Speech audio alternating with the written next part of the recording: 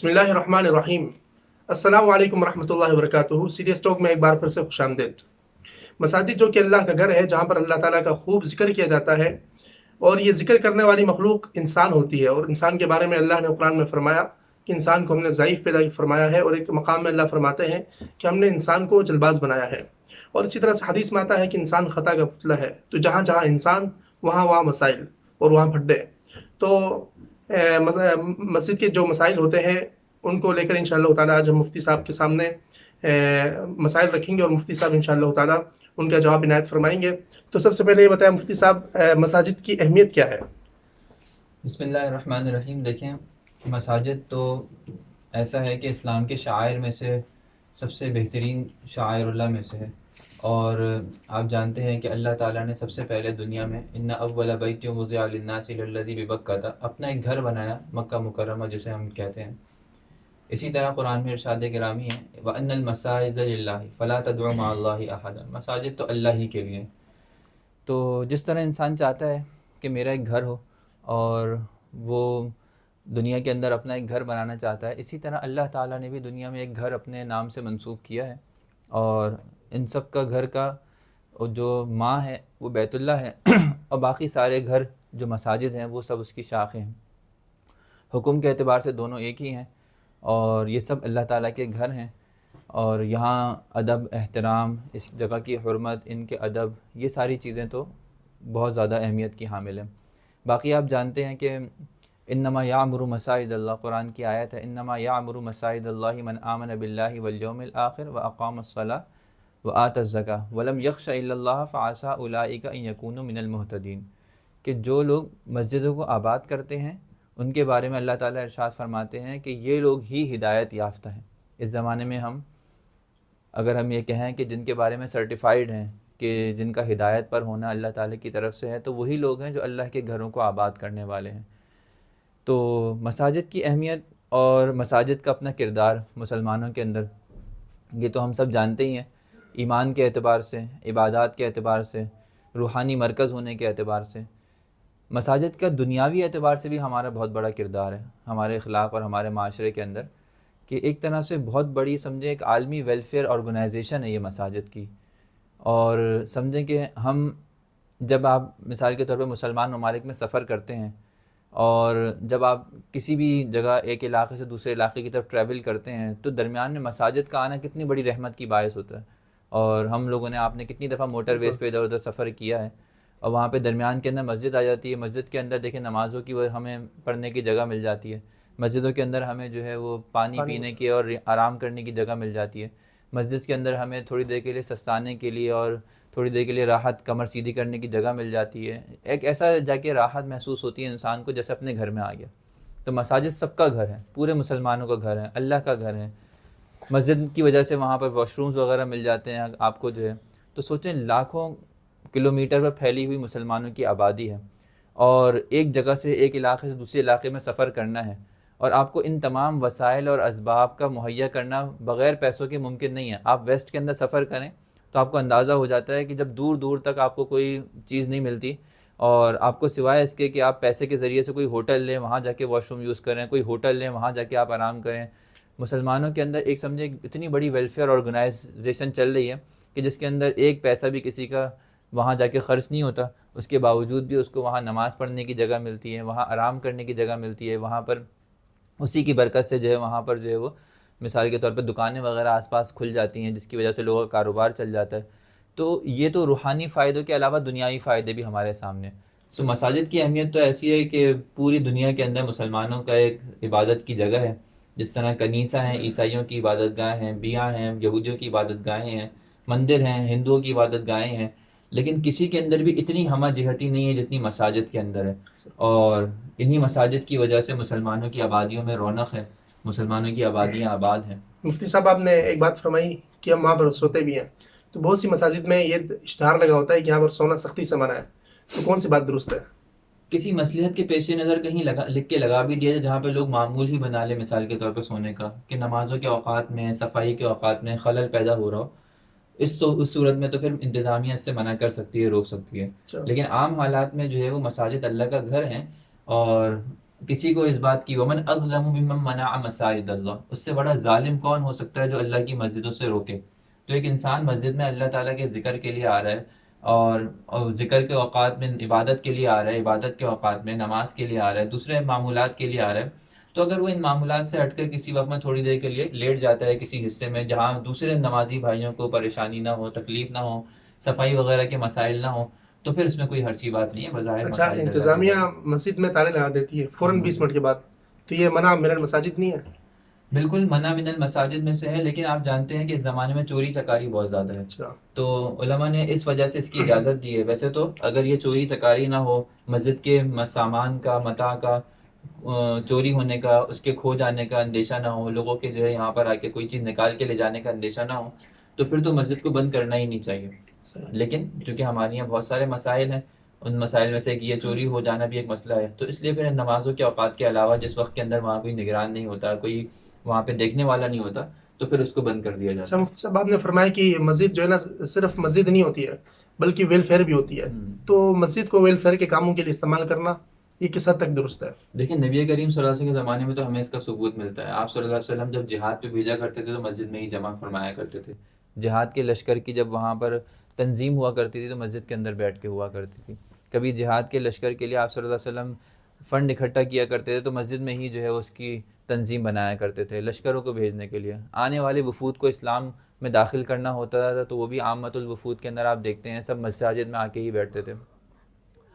اور اس کے علاوہ بہت سارے ویلفیئر کے کام بھی نبی کریم صلی اللہ علیہ وسلم کے دور میں ہمیں مساجد سے ہی ملتے ہیں۔ لیکن آج کل آپ جانتے ہیں کہ لوگوں کے اندر ویسا ادب و احترام نہیں رہا۔ صحابہ کرام رضی اللہ تعالیٰ عنہم اور اس وقت کے لوگ تو مسجد میں آتے تھے تو نبی کریم صلی اللہ علیہ وسلم کی موجودگی ہی ان کے لیے بڑی ادب اور عظمت کا باعث ہوا کرتی تھی، اور خود بھی وہ مساجد میں شور نہیں کیا کرتے تھے۔ آج کل کے لوگوں میں چونکہ جہالت زیادہ ہے، اگر مسجد میں اس طرح کے کام ویلفیئر کے، کھانے کھلانے کے اور دوسرے شروع ہو جائیں گے تو اس سے دو نقصانات ہیں۔ ایک تو یہ کہ مساجد بہت خراب ہو جاتی ہیں، پھر اس کے اندر جو ہے وہ نماز وغیرہ کی جگہ کم رہ جاتی ہے، وہاں پہ لوگ جو ہے قیام گاہ اور اس کو ایک سرائے کی عمارت زیادہ بنا لیتے ہیں۔ جی، اور دوسرا یہ کہ لوگ ویسے اس کا ادب اور احترام نہیں کرتے جیسے صحابہ کرام رضی اللہ تعالیٰ عنہ یا ان کی زندگیوں میں ملتا تھا، تو تربیت کی کمی ہے، اس لیے ویلفیئر کے کاموں سے آج کل میں روکا جاتا ہے۔ یہ کہا جاتا ہے کہ بھئی ویلفیئر کے جو کام ہیں جہاں پہ مستقل دنیاوی امور ان سے متعلق بات چیت ہوتی ہے،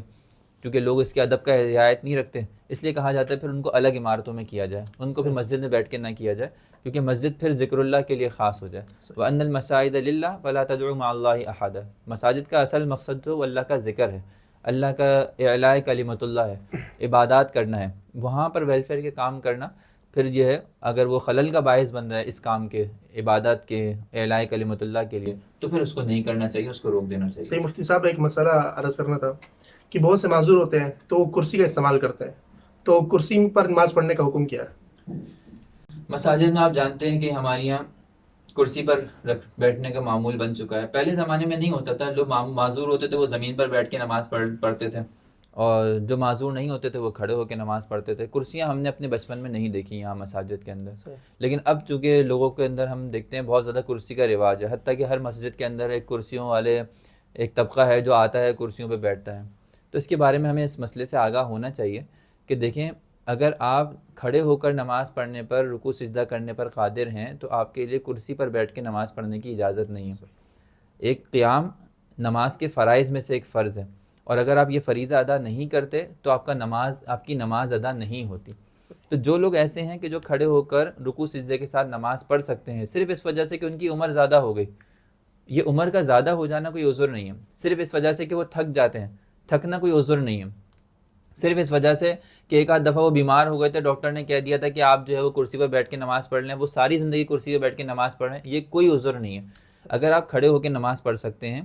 تو آپ کو کھڑے ہو کے ہی پڑھنا ضروری ہے، آپ کے لیے کرسی پر بیٹھ کر نماز پڑھنا جائز نہیں ہے، قیام فرض ہے۔ اور دیکھیں اگر آپ زمین پر بیٹھ کے نماز پڑھ سکتے ہیں، مثال کے طور پر اگر آپ زمین پر بیٹھ کے رکوع سجدہ زمین پر بیٹھ کے کر سکتے ہیں، یعنی زمین پر رکوع کرنے کا مطلب یہ تھوڑا سا جھک جائیں، اور سجدہ کا مطلب یہ کہ آپ سجدے میں مکمل چلے جائیں، اگر آپ زمین پر بیٹھ کے یہ کر سکتے ہیں تو بھی آپ کے لیے کرسی پر بیٹھ کر نماز پڑھنا جائز نہیں ہے، کیونکہ کرسی پر بیٹھ کے نماز پڑھنے والے جو افراد ہوتے ہیں وہ اشارے سے نماز پڑھتے ہیں۔ آپ جانتے ہیں کہ شریعت نے درجہ بدرجہ اجازت دی ہے، سب سے پہلے کہا ہے کہ کھڑے ہو کے نماز نہیں پڑھ سکتے تو بیٹھ کے پڑھو، رکوع سجدے کے ساتھ پڑھو، لیکن اگر بیٹھ کے نہیں پڑھ سکتے تو پھر لیٹ کے پڑھو یا اشارے سے پڑھو. تو اشارے سے پڑھنے کا درجہ بالکل اخیر میں ہے. تو ہمارے یہاں جو لوگ زمین پر بیٹھ کے نماز پڑھ سکتے ہیں مسجد کے اندر، ان کے لیے بھی کرسی پر بیٹھ کر نماز پڑھنا جائز نہیں ہے. المیہ ہمارے یہاں یہ ہے کہ بہت سارے ڈاکٹرز ہیں، اور وہ ڈاکٹرز جو ہیں وہ ان کے پاس جب پیشنٹ آتا ہے، خود میں نے آرتھوپیڈک ڈاکٹر ایسے دیکھے ہیں. میں خود ایک دفعہ ہاسپٹل میں بیٹھا ہوا تھا، میرے آگے 3-4 پیشنٹس تھے جن کو ڈاکٹر نے دیکھا، اور ڈاکٹر ان سے پہلا سوال ہی یہ کرتے تھے بڑے عمر کے لوگوں سے کہ بھائی آپ کے گھٹنے میں درد ہے تو آپ نماز کیسے پڑھتے ہیں؟ تو وہ کہتا تھا میں کھڑے ہو کے نماز پڑھتا ہوں. آج سے آپ نے کھڑے ہو کے نماز نہیں پڑھنی. تو ان کا پہلا کام ہی یہ ہوتا ہے کہ وہ سب سے پہلے وہ منع کرتے تھے کہ آپ نے کھڑے ہو کے نماز نہیں پڑھنی. اب ہو سکتا ہے وقتی طور پہ ایک انسان جب دن میں 5 دفعہ جھکتا ہے، گھٹنے کے اوپر زور دیتا ہے، بیٹھتا ہے، زمین پر بیٹھتا ہے، اور پھر اس کے بعد جا کے جو ہے وہ نماز پڑھتا ہے، تو اس کو تھوڑی تکلیف محسوس ہوتی ہے. اور جب وہ یہ کام سے رک جاتا ہے تو وقتی طور پر اس کو راحت محسوس ہوتی ہے، وہ سمجھتا ہے میرا گھٹنا صحیح ہو رہا ہے اس سے. اب کیا ہوتا ہے 4 دن بعد اس کا عذر و تکلیف تو ختم ہو جاتی ہے، لیکن وہ اپنا طبیعت و مزاج یہ بنا لیتا ہے. اب مساجد میں ہمارے یہاں حال یہ ہے کہ بہت سی بڑی عمر کے حضرات ہیں ماشاءاللہ، باہر بھاگتے دوڑتے ہیں، کام کاج کرتے ہیں، خود اپنے ہاتھ سے کرسی اٹھائے بھاگے بھاگے پھر رہے ہوتے ہیں اپنی جگہ نہ نکل جائے، اور اس کے باوجود بھی وہ آتے ہیں کرسی رکھتے ہیں اور نماز پڑھتے ہیں اس کے اوپر. حالانکہ ان کو دیکھ کے لگتا نہیں ہے کہ یہ لوگ کرسی پر نماز پڑھنے کے اہل ہیں، یا ان کو اتنی شدید حاجت ہے کہ یہ کرسی پر ہی پڑھیں تو اشارے سے نماز پڑھ سکتے ہیں. کیونکہ میں نے آپ سے عرض کیا کرسی پر بیٹھ کے نماز پڑھنا اشارے سے نماز پڑھنے کے مترادف ہے. اس کے اندر نہ آپ رکوع کرتے ہیں نہ سجدہ کرتے ہیں، ہر کام آپ اشارے سے کر رہے ہوتے ہیں. اور اشارے کا درجہ بالکل اس کے لیے ہے کہ جس کے اندر اتنی بھی ہمت نہ ہو کہ وہ بیٹھ سکتا ہو یا لیٹ سکتا ہو. تو ہمارے یہاں بڑا اس کے اندر کمزوری ہے کہ کرسی کے اوپر بیٹھ کے نماز پڑھتے ہیں، حالانکہ وہ رکوع سجدہ کر کے نماز پڑھ سکتے ہیں. تو جو لوگ تو رکوع سجدہ کر کے نماز پڑھ سکتے ہیں ان کے لیے کرنا جائز نہیں ہے. ہاں کسی کے گھٹنوں کا واقعتاً مسئلہ ہے، کسی کو ڈاکٹر نے حقیقتاً کہا ہے کہ واقعی کوئی دیندار ڈاکٹر، کوئی ایسا دیندار ڈاکٹر جو ماہر بھی ہو اپنے علم کے اندر، اپنے فن کے اندر، اسپیشلسٹ ہو، اور پھر وہ کہے جو دین کی رعایت بھی رکھتا ہو، ایسا نہ ہو بددین ہو اور وہ یہ کہہ دے کہ آج سے آپ نے جو ہے وہ کرسی پر نماز پڑھنی ہے. ان کی بات کا بھی اعتبار نہیں ہے. کیونکہ ہمارے یہاں ڈاکٹروں نے ایک معمول بنا لیا، آرتھوپیڈک ڈاکٹر جو ہیں وہ سب سے پہلے آپ کو جو ہے وہ کرسی پر نماز پڑھنے کے لیے مشورہ دے دیتے ہیں، اور ایک جو صلاحیت آپ کے اندر ہوتی ہے وہ ختم ہو جاتی ہے. دیکھیں انسان اپنے جسم کی جس صلاحیت کو استعمال نہیں کرتا، اللہ تعالیٰ وہ صلاحیت سلب کر لیتے ہیں. آپ دیکھیں ایک زمانے کے اندر انسان کا دماغ اتنا تیز ہوا کرتا تھا کہ وہ کیلکولیٹرز کی اس کو ضرورت نہیں تھی، لاکھوں کا حساب کتاب لوگ اپنے دماغ سے کیا کرتے تھے. لیکن جب کیلکولیٹرز آ گئے تو دماغ سے وہ حساب کتاب کرنا لوگوں نے چھوڑ دیا. انسان پہلے جو ہے وہ مشقت کے ساتھ پیدل ہی ہزاروں کلومیٹر سفر کر جایا کرتا تھا، ایک شہر سے شہر، ملک سے ملک سفر کیا جاتا تھا. لیکن اب گاڑی کی، ٹرین کی، ہوائی جہاز کی سہولتیں آ گئیں تو انسان سے یہ صلاحیت سلب ہو گئی. تو یہ انسان کی ایک طبعی فطری کیفیت ہے کہ جس صلاحیت کا انسان استعمال کرنا چھوڑ دے گا، اللہ تعالیٰ اس صلاحیت کو انسان سے سلب کر دیتے ہیں، ختم کر دیتے ہیں. اچھا، خلاصتاً یہ کہہ سکتے ہیں کہ بلا عذر معقول کرسی پر نماز پڑھنا جائز نہیں ہے. بالکل ایسے ہی ہے. اگر انسان کو شرعی عذر نہیں ہے تو اس کے لیے کرسی پر نماز پڑھنا جائز نہیں ہے. ہاں شرعی عذر ہے تو وہ پڑھ سکتا ہے. اسی طرح ایک مسئلہ ہماری کرسی سے متعلق ہی ہے کہ کرسی کو صف میں رکھنے سے متعلق آتا ہے کہ کرسی کو صف میں رکھا کہاں جائے. بڑی بڑی کرسیاں ہوتی ہیں جس کے اگلے بھی 2 پائے ہوتے ہیں، پچھلے بھی 2 پائے ہوتے ہیں. اکثر لوگ یہ کرتے ہیں کہ صف کے اندر کھڑے ہوتے ہیں اور اگلے 2 پائے صف کے آخر میں رکھ لیتے ہیں، یعنی صف کی لکیر کے اوپر اگلے 2 پائے رکھ لیتے ہیں. اس طرح رکھنے سے پیچھے والی صف خراب ہو جاتی ہے. جو پیچھے نماز پڑھنے والا ہے اس کی لازمی سی بات ہے اس کا سر سجدے میں آگے کرسی سے ٹکرائے گا، اور اس کی وجہ سے پھر صف کے اندر خلا اور گیپ آتا ہے. حالانکہ نبی کریم صلی اللہ علیہ وسلم نے جگہ جگہ وسد الخلل کا حکم فرمایا، اور فرمایا کہ لا تترکوا الفرجات للشیطان، کہ درمیان میں خالی جگہ شیطان کے لیے نہ چھوڑو. تو اس لیے علماء فرماتے ہیں کہ کرسی کے جب رکھ کے نماز پڑھیں تو کرسی کے جو پچھلے پائے ہیں ان کو صف کی لکیر پہ رکھیں. خواہ آپ کو آگے ہو کے بیٹھنا پڑ جائے، آپ کے پاؤں سے پاؤں نہ ملے، لیکن جب آپ بیٹھیں گے تو آپ کے کندھے سے کندھا مل جائے گا.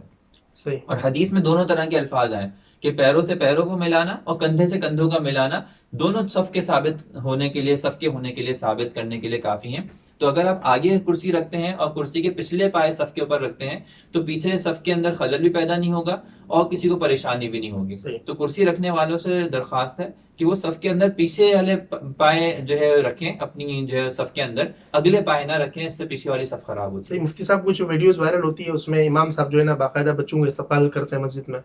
تو کچھ ویڈیوز ایسی ہوتی ہیں کہ ایک بچہ پہلی صف میں کھڑا ہوتا ہے، ایک بندہ آ کے لات مار کے اس کو ہٹا دیتا ہے. تو بچوں کو مسجد ہمارے یہاں یہ بھی ہے بچوں کو مسجد میں لے جانے والا.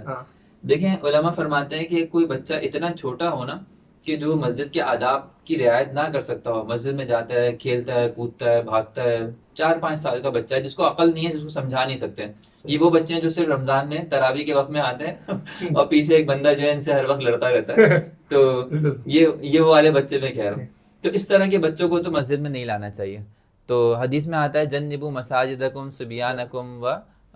اس طرح کی جو حدیث ہے کہ اپنی مساجد کی حفاظت کرو چھوٹے بچوں سے، مجنون سے، مجانینکم و اسواقکم، اور اپنے بازاری کاموں سے، اس طرح کما قال علیہ الصلوۃ والسلام. تو بیع و شرع سے مسجد میں کرنے کی اجازت نہیں ہے. اسی طرح مجنونوں کو مسجد میں لے جانے کی اجازت نہیں ہے جو مسجد کے آداب کی رعایت نہ رکھیں. اسی طرح بہت چھوٹے بچے جو مسجد کے آداب کی رعایت نہ رکھتے ہوں ان کو مسجد لے جانے کی اجازت نہیں ہے. لیکن آپ جانتے ہیں کہ حدیث میں آتا ہے کہ آپ صلی اللہ علیہ وسلم نے ارشاد فرمایا کہ مروا اولادکم بالصلاۃ وہم ابناء 7 سنین واضربوہم علیہا ب10. 7 سال کی عمر کے اندر بچوں کو نماز پڑھنے کی تلقین کا حکم ہے.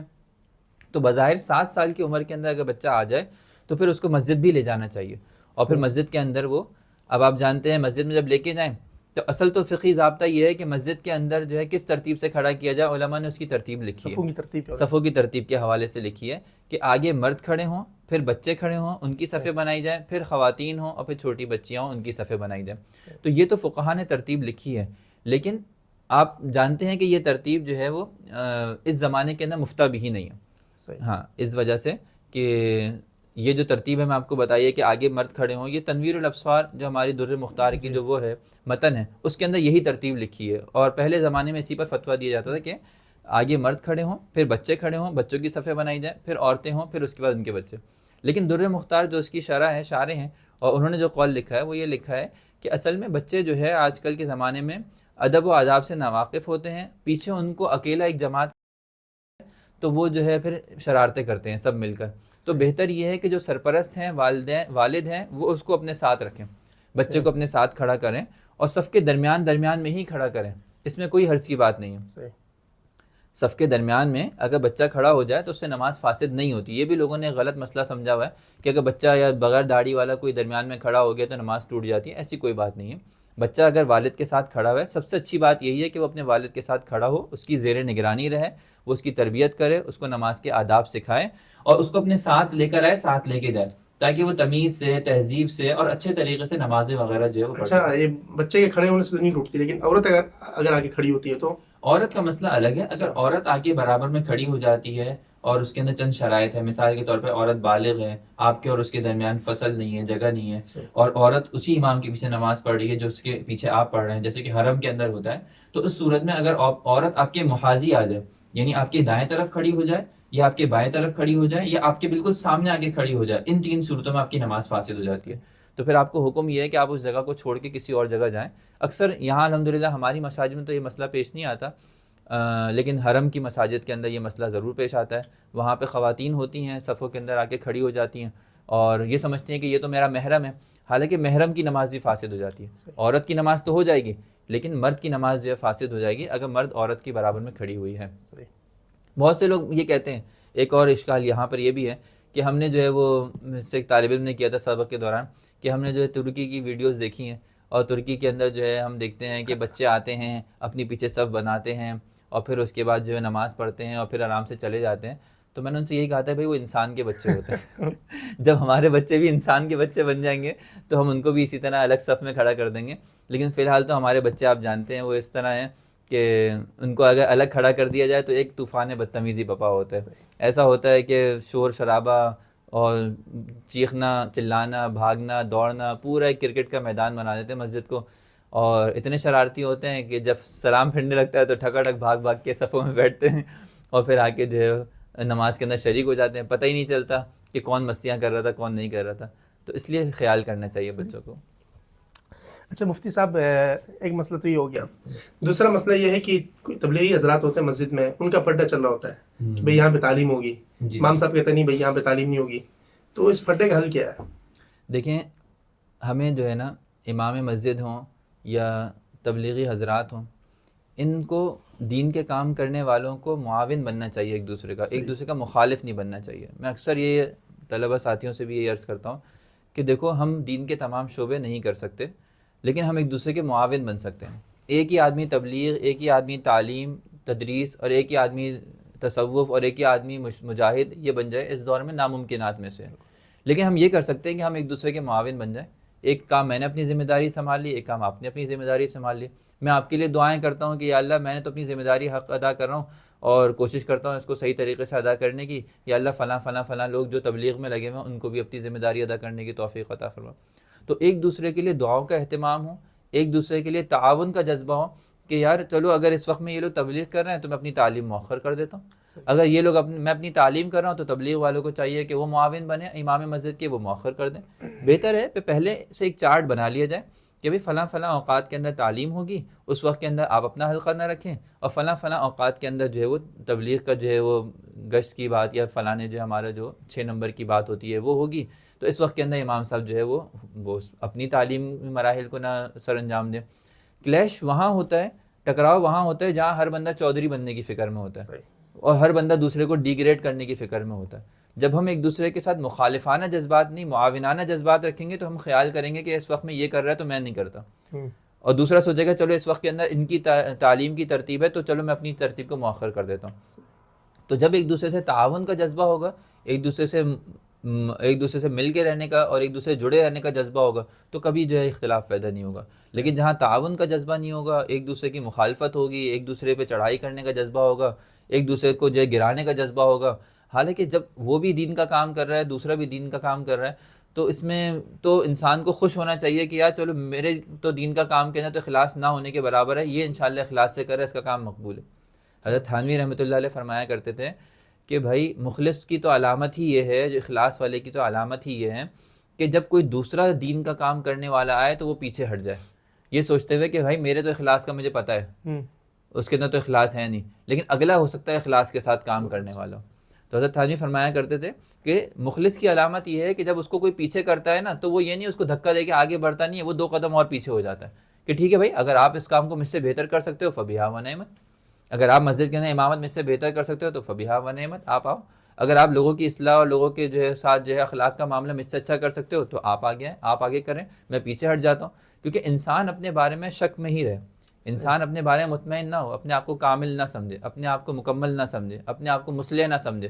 ہمیشہ اپنے آپ کو لائق اصلاح سمجھے۔ تو جب اپنے بارے میں یہ گمان ہوگا کہ بھئی میرے اندر تو یہ خرابیاں ہیں فلانے میں نہیں، تو اس کو آگے کرے گا۔ لیکن جب یہ سمجھے گا کہ نہیں فلاں میں تو یہ خرابیاں ہیں، میں آگے بڑھتا ہوں، میں چودھری بنتا ہوں، وہاں پہ پھر کلیش پیدا ہوتا ہے۔ صحیح۔ اچھا مفتی صاحب ایک بہت بڑا مسئلہ امام صاحب اور کمیٹی والے ہمیشہ یعنی شکوہ شکایت رہتی ہے، تو ان میں سے حق پر کون ہے؟ دیکھیں اس کے اندر بھی تھوڑی سی بات سمجھنے کی ہے کہ پہلے ہم یہ جانیں کہ مسجد کا سسٹم چلتا کیسے ہے۔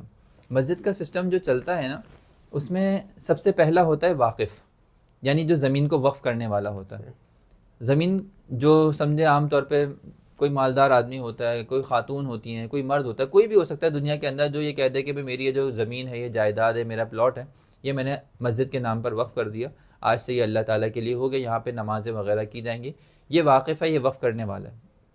دوسرے نمبر پہ آتا ہے متولی،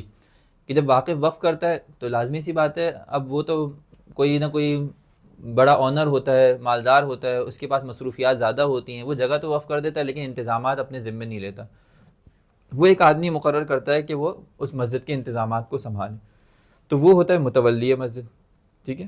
تو متولی مسجد کی ذمہ داریاں ہوتی ہیں کچھ کہ مسجد کے جو کام کاج ہیں، مسجد کی تعمیر ہے، مسجد کی جو مثال کے طور پہ بنیادی چیزیں ہیں اس کو مہیا کرنا، اسباب و وسائل کا مہیا کرنا۔ متولی مسجد امام کا انتظام کرے گا، مؤذن کا انتظام کرے گا، صفائی والے کا انتظام کرے گا، مسجد کے اندر ٹوٹی خراب ہو گئی اس کو دیکھے گا، مسجد کے اندر قالین پھٹ گیا اس کو دیکھے گا، عمارت کے اندر کوئی مسئلہ ہے، لائٹوں کا کوئی مسئلہ ہے، یہ متولی مسجد کے کام ہے۔